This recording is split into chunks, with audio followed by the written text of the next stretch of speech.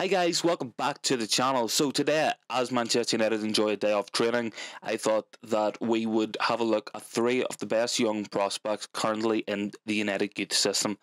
These are three players who I have high hopes for. I think that they could break into the first team. Certainly looking positionally at the strengths and weaknesses of our squad, it definitely suits these three players who could make an impact in the future. So yes guys, if you do enjoy the content and you want to support us, don't forget to hit that sub button and let's get looking at these three players then. So one thing Manchester United of course have been crying out for this season is depth. We've seen Bruno Fernandez, Christian Eriksen, Diogo Dalot. We've seen Lisandro Martinez play every match. We see Victor Lindelof playing, Varane having to play through injury, come back quickly from injuries. United are struggling for depth, and this is an issue we have across the pitch. And two of the key areas, certainly for me, are in midfield. So when we're looking at our holding midfield options, that sort of number 8 role at the minute, we're looking at Christian Eriksen. Nobody else is really capable of playing the role to tenhag's demands. Of course, Fred has played there. We have an alright record, but we do have more losses than wins with Fred currently playing at that number 8 role.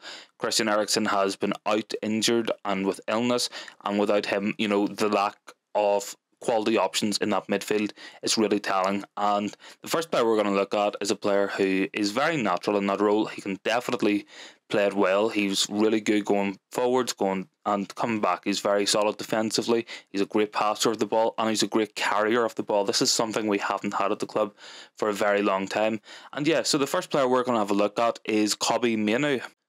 So yes guys, Kobbie Mainoo is certainly a player who fits the bill of that number 6, that number 8, that sort of box-to-box, deeper midfielder. He's got endless energy. Something I really like about Kobbie Mainoo is his ability to win the ball back. He isn't just a flair type player. He isn't just a ball carrier or a progressor. He is somebody who can get in and do the dirty work, and this is something that we have lacked. I do see a lot of comparisons being made online with Kobbie Mainoo and Paul Pogba, whilst Mainoo doesn't have the technical ability that Paul Pogba possessed, certainly at his age and especially now. What he does make up for it in terms of his defensive output. Kobbie Mainoo is up and down the pitch. He is all over the pitch. He makes tackles. He gets in other players' faces. He's very, very good at the gritty sort of work, and this is something you really need to play that deeper role. It was one of the big limitations of Paul Pogba's game. Certainly it's why we saw Paul Pogba played on the left during a lot of matches, was to accommodate his lack of defensive action. This is obviously why we've seen the likes of Fred and McTominay play deeper over Paul Pogba, despite the fact that Paul Pogba is so technically clear of those two players. But yeah, Mainoo has that grit in his game, but he's so much more than just a defensive midfielder and number 6. He's not like Casemiro. He would be... I've always thought Kobbie Mainoo was very similar to Moussa Dembele, who used to play for Tottenham Hotspur and Fulham. A really good player, did the gritty side well, an elite level ball progressor, both with carrying the ball through dribbles and with his passing. We've seen Kobbie Mainoo shine, really come to the forefront during Manchester United's FA Youth Cup win last season, and he's carried it on this season. We've seen Kobbie Mainoo involved on the bench against Newcastle United. This is something that's really good for a 17-year-old. It's important for him to be in and around the senior professional players. It's good development for him.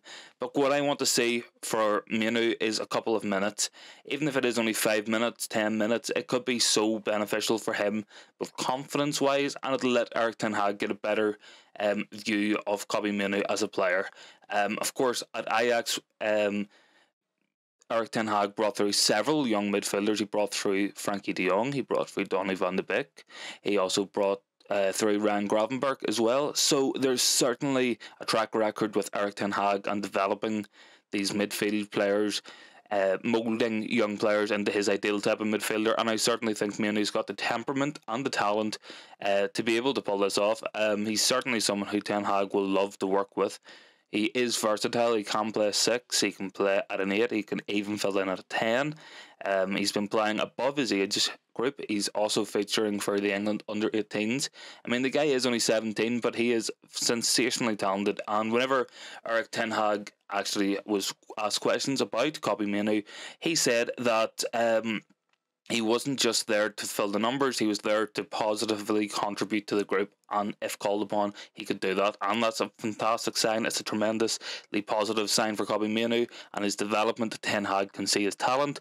Now we just need to see that transferred into minutes on the pitch. I'm not asking for Kobbie Mainoo to be our first choice midfielder, but I do think, certainly in the League Cup game coming up, perhaps against Sheriff as well on Thursday night, should we find ourselves comfortably up, maybe 2 or 3 goals, we could bring Mainoo on for the last 15-20 minutes. It would certainly be great for his progression. It could be great to see.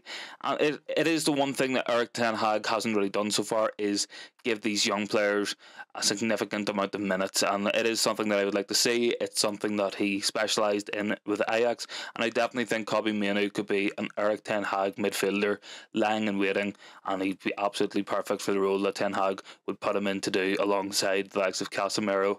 And yeah, I mean, the more minutes Mainoo can get, the better. It'll only be good for his development, and I'm sure that we'll see Kobbie Mainoo in the Manchester United first team very shortly. So the next player to look at certainly is Isak Hansen Aaoren, a fantastically talented young player, age 18, from Norway. He plays predominantly in the centre mid and attacking mid. However, he has also played on the left and on the right for Manchester United. This season he has 3 goals and 1 assist in 12 appearances. That's quite a good return for a creative player and an attacking midfielder. Certainly in a team that's struggling. Manchester United under-21s have not had a very good start this season. They're picking up a lot of losses, but don't let the form of his team determine in any way your opinion on his quality, because this guy technically is superb. Obviously, there's been comparisons to the likes of Martin Odegaard. There's been comparisons to the likes of a young Luka Modric, and he does kind of fit that sort of bill of player, that sort of false 10 who drops in to form a little bit of an 8. Certainly, if he's playing in a 4-3-3 formation, he would be the most attacking of the midfielders. But Isak Hansen Aaoren is a fantastically talented young player. We've seen him absolutely star in United's FA Youth Cup win last season. He formed a great partnership with Charlie McNeil, certainly provided a lot of assists for him, and he was one of the best players throughout that tournament. We've seen Hansen Aaoren have minutes already in pre-season against Rayo Vallecano. Of course, he came off the bench, and that shows to me the trust that Erik ten Hag places in this young player. He's certainly a player who I would expect to pick up a couple of minutes this season. Certainly, I'd be looking at the League Cup fixture against Aston Villa, and potentially FA Cup third round should we end up drawing a lower level team. There's no doubt in my mind, against teams like that, Hansen Aaoren can certainly perform to a very high level. Of course, he's been playing in the AFL Trophy this season with Manchester United's under-21 team, so they were coming up against League 1 and League 2 first teamers. These are, proper hard guys, grizzled veterans of the game, grown men, and these are 18-19-year-olds, and they're doing quite well. And Hansen Aaoren has been very good this season. He's continuing his upwards trajectory, and certainly from my point of view, he's a player who Erik ten Hag will love. I think he's so good technically, such good with his passing. He can go left and right. He can beat a man on the dribble. He's certainly a creative player who Erik ten Hag could get the best out of. We've seen Ten Hag take players like this at Ajax and really start to develop them into great players. Certainly, we could look at the likes of Hakim Ziyech, somebody who played at attacking mid, also played out wide from time to time. As well, he's got the best out of players like Dusan Tadic, Donny van de Beek as well. So there's certainly a track record for Ten Hag developing these sort of creative number 10, false 8 sort of type players. And I've no doubt in this guy's ability. His technical ability is absolutely superb. He is quite quick. I would worry a little bit about physicality, but he's still got time to physically mature. He is only 18 years old, so that will come in time. And I certainly think this season we could see Isak Hansen Aaoren pick up a couple of minutes, perhaps in the League Cup or the FA Cup third round, as discussed. And I think that those minutes will only be a good thing for his development, and it'll be a positive thing for United, because he is such a talented and technically sound footballer.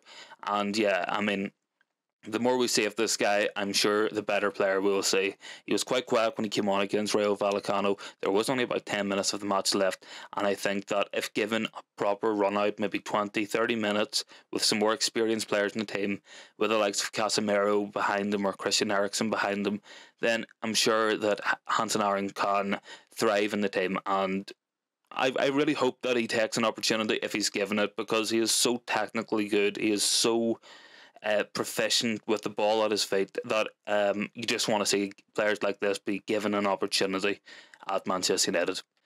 I think as well, what's very important to note about Alvaro Fernandez is the assists that he's putting up. It is something that I do think we lack at left back. I think Luke Shaw is better technically than Tyrell Malacia, but I don't think Luke Shaw across his career has put up enough assists, certainly for the amount of appearances he's had. Of course, he's been injured and has had fitness issues, but there has been a lack of creative output, and that is something that Ten Hag demands from his fullbacks. As well, Shaw's ability to invert is obviously very good, but so is Fernandez, having come through that Spanish academy system, coming through at Real Madrid. He is technically proficient. He's a good passer of the ball, and yeah, he's creating chances, and that's something that I really want to see from our fullbacks. Certainly, they hold the width in Ten Hag's system, so the ability to create chances from out wide from your fullbacks is something that is very, very important to the Erik ten Hag philosophy, and I certainly think Alvaro Fernandez is one who could benefit from this. I certainly think that Fernandez is potentially an option in waiting, just as Ethan Laird is. Of course, with Ethan Laird, the issue has always been his fitness. Alvaro Fernandez has yet to have major injuries, which is something that's very positive for him. And let's just hope that he can continue his good form, he can continue to stay injury-free, and that he picks up a lot of experience and develops a lot in the Championship, just like we would hope that he would. And yeah, I mean, certainly Alvaro Fernandez is one to keep an eye on for the future. Yes, guys, so if you have enjoyed the video, don't forget to like, comment and subscribe. Your support is always greatly appreciated. Obviously, we have done something new today. This is something that I want to continue to do and look up many of our great up-and-coming talents, because there is so much more who we haven't been able to cover in this video. Obviously, with Manchester United playing so much in October, we've had 4 games in the last 10 days, so it has been hard to cover other aspects of the club that I would like to, but of course we will pick it up and we will cover these type videos whenever we have the opportunity. Of course, don't forget to stick around for the preview, which will come out for the Sheriff match this week, and we'll have the review as well for that. And we also are playing West Ham as well on Sunday, so of course there'll be a review preview for that as well. Yeah, we'll probably go live after the Sheriff match as well. So if you want to stick around for that, you don't want to miss out on anything, just hit that subscribe button. And yeah, your support is always appreciated. Thank you very much for watching, guys, and I'll see you in the next one.